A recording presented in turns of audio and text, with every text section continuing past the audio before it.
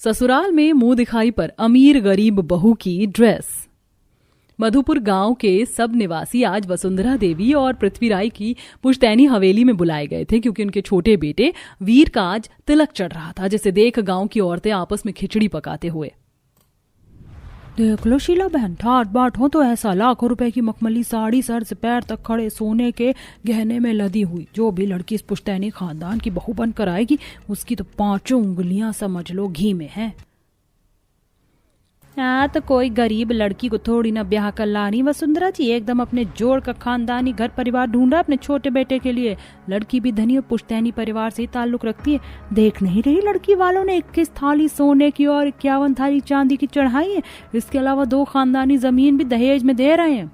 वैसे बहन मुझे तो एक बात हजम नहीं हो रही, अभी इनका बड़ा बेटा भी तो कुंवारा बैठा है, फिर छोटे की शादी क्यों करवा रही, माजरा क्या है।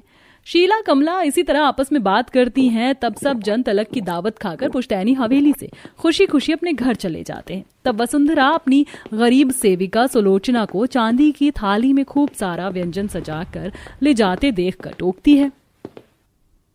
सुलोचना वहीं ठहर जाओ, ये चांदी की थाली में शाही व्यंजन किसके लिए लेके जा रही हो। बेचारी सुलोचना अमीर वसुंधरा के आगे असहज होकर स्तब्ध सी खड़ी रह जाती है। जी रानी साहिबा, दरअसल। क्या हुआ सुलोचना, तुम्हारे मुंह में दही क्यों जम गई है। मैं अच्छी तरह से जानती हूँ, तुम ये शाही भोज अपनी 2 कौड़ी की गरीबजादी बेटी के लिए लेकर जा रही थी ना। बेचारी गरीब सुलोचना की आंखों में सच्चे आंसुओं के सिवा कोई दूसरा सबूत नहीं था। तभी पृथ्वीराज ने कहा, वसुंधरा जी आप कैसी बातें कर रही हो। सुलोचना बहन हमारे पुश्तैनी घराने में बरसों से काम कर रही है, उनकी वफादारी पर आप कैसे शक कर सकती हैं।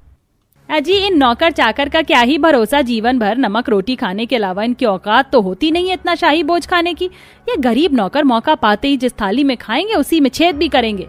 दरअसल वसुंधरा गरीबों को हीन भावना से देखती थी, यहाँ तक कि अपनी पुश्तैनी घराने में काम करने वाले नौकर चाकर से वो जूते की नोक पर काम करवा लेती थी। वहीं पृथ्वीराज का स्वभाव बिल्कुल विपरीत था। वह अपने पुश्तैनी खानदान में काम करने वाले माली से लेकर बावर्ची नौकर सभी को परिवार का हिस्सा मानते थे। रानी साहिबा, मुझे इस बात का कोई दुख नहीं कि आपने मुझ पर दोष लगाया, लेकिन इस पुश्तैनी महल ने बुरी स्थिति में मेरी और मेरी बच्ची की परवरिश की। मैं इस घराने से नमक हरामी करने की सोच भी नहीं सकती। ये खाना मैं आलेख कुंवर सा के खातिर लेकर जा रही थी, उन्होंने सुबह से कुछ नहीं खाया। सच्चाई सुनकर वसुंधरा के होंठ सिल जाते हैं। सुलोचना जी, अपनी धर्मपत्नी के स्वभाव के लिए मैं क्षमा चाहता हूँ आप थाली ले जाइए।